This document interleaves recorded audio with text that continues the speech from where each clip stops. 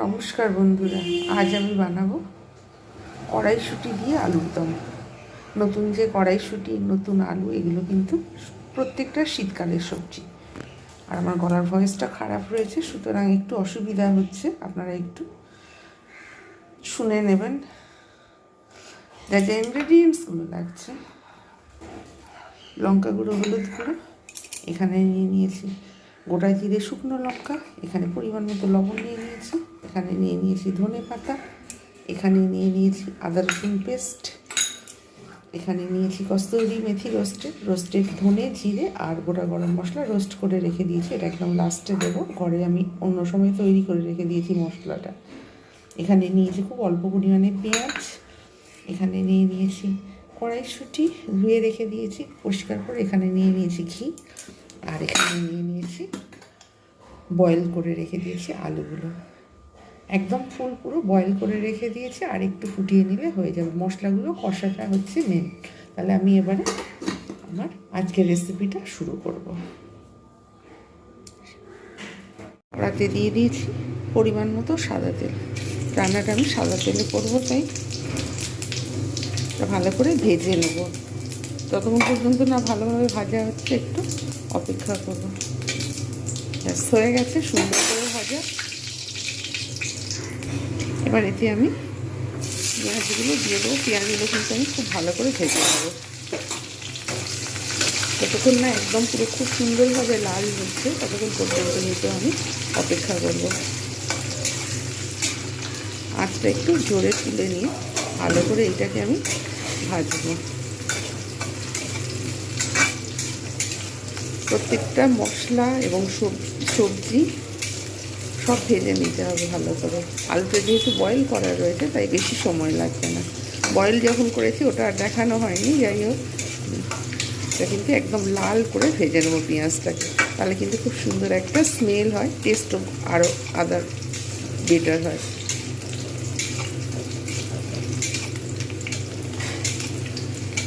ভাজতে থাকবো আর একটু খুব ভালো করে এটাকে ভাজবো। দেখা যাচ্ছে পেঁয়াজগুলো কিন্তু সুন্দরভাবে ভাজা হয়ে গেছে। এবার আমি এর মধ্যে দিয়ে দেবো টমেটোটা কিন্তু আমি ভালো করে ভেজে নেব। এর মধ্যেই দিয়ে দেবো আমি আদা রসুন পেস্ট, লঙ্কা গুঁড়ো, হলুদ গুঁড়ো, একটু আমি এতে জল দেবো, কেননা শুকনো না হলে পুড়ে যাওয়ার সম্ভাবনা থাকবে, আর পুড়ে গেলে কিন্তু টেস্ট একদম ভালো হবে না। যার জন্য আমি একটু জল দিয়ে দিলাম। এটা 1 মিনিট জাস্ট টমেটোগুলো গলার জন্য। জাস্ট আমি এটা কিন্তু 1 মিনিট আমি ঢাকনা দিয়ে রেখে দেবো। জাস্ট 1 মিনিট আমি অপেক্ষা করব। 1 মিনিট পর ফিরে এলাম। এবার আমি এতে দেবো ঘি, জাস্ট অল্প ঘি ব্যবহার করব টেস্টের জন্য। ভালো করে নাড়িয়ে নেব। এবার আমি এর মধ্যে দিয়ে দেবো কড়াইশুঁটিগুলো কিন্তু আমি এর মধ্যে দিয়েই কষতে থাকবো।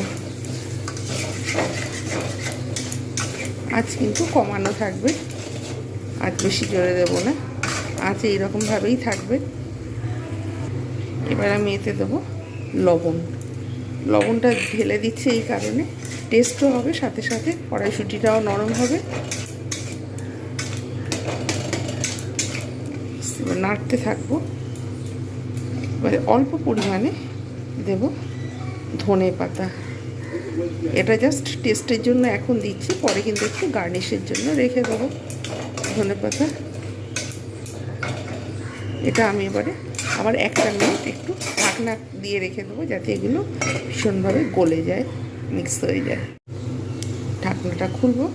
1 মিনিট আমি অপেক্ষা করার পর মশলাগুলো সুন্দরভাবে কষা হয়ে গেছে, কড়াইশুঁটিও একদম নরম হয়ে গেছে। এই সময় কড়াইশুঁটি নরম থাকে। এই যে কালারটাও কত সুন্দরভাবে এসেছে। এইবার আমি এর মধ্যে বয়েল করা আলুগুলো আমি কিন্তু সবকটা দিয়ে দেবো। এবারে আলু মশলা সব একসঙ্গে বেশ কিছুক্ষণ কষবো। এটা যেহেতু ভালোভাবে বয়েল করা রয়েছে তাই আমাকে অতিরিক্ত সময় লাগবে না। আমি জাস্ট 1 মিনিট আমি কিন্তু একটুখানি ঢাকনা দিয়ে রেখে দেবো। জাস্ট 1-1.5 মিনিট পর আমি ফিরে এলাম। মশলা আলু সব কিন্তু কষাও হয়ে গেছে, সাথে সাথে ভালোভাবে ভাজাও হয়ে গেছে। আর আলু যেহেতু বয়েল করা রয়েছে তাই আমাকে বেশি এতে জলও দিতে হবে না, জাস্ট গ্রেভি হওয়ার জন্য যতটুকু দরকার এবং এগুলো ভালো করে মিক্স হওয়ার জন্য যতটুকু দরকার ঠিক অল্প পরিমাণে জল দেব। শেষে কিন্তু রোস্টেড জিরে, গরম মশলা আর কসুরি মেথি রোস্টেড ওটা দেবো। জাস্ট এটা একটু অল্প করে যাতে গ্রেভিটা একটু হয় সেই জন্য আমি কিন্তু জলটা দিলাম, আদার্স কোনো পারপাস না। গলার অবস্থা এতটাই খারাপ, বেশি জোরে যদি কথা বলি না গলার ভয়েসটা খুব খারাপ লাগছে, যার জন্য আমি জ্বর অবস্থাতেই কিন্তু আমি ভিডিওটা শ্যুট করছি।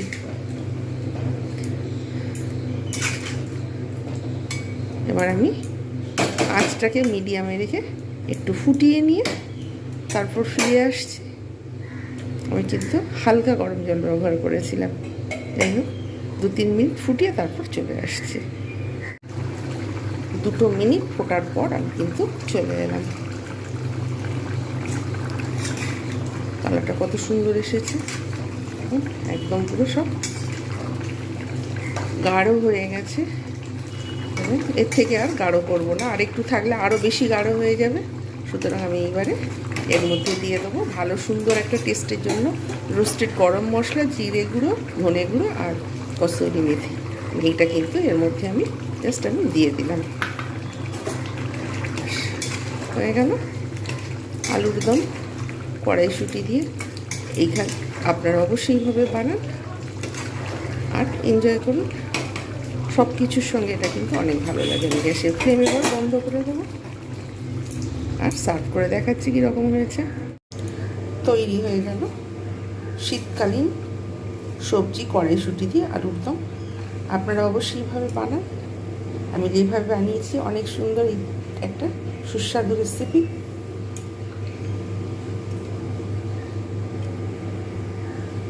এটা কিন্তু অনেক সুস্বাদু আর শীতকালে এই আলুর দম মাংসকেও হার মানাবে।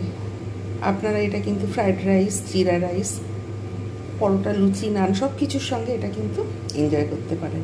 আর ভিডিওটা ভালো লাগলে অবশ্যই লাইক, কমেন্ট, শেয়ার এবং সাবস্ক্রাইব করতে ভুলবেন না। তাহলে আমার কিন্তু উৎসাহ জাগে পরবর্তী ভিডিও আনার জন্য। প্রত্যেকে ভালো থাকবেন, সুস্থ থাকবেন আর অবশ্যই কমেন্টে জানাতে ভুলবেন না প্রত্যেকের ভিডিওটা কেমন লেগেছে। আজকের দিনের মতো এটাই কমপ্লিট। সুতরাং bye bye and take care. প্রত্যেকে ভালো থাকবেন, সুস্থ থাকবেন।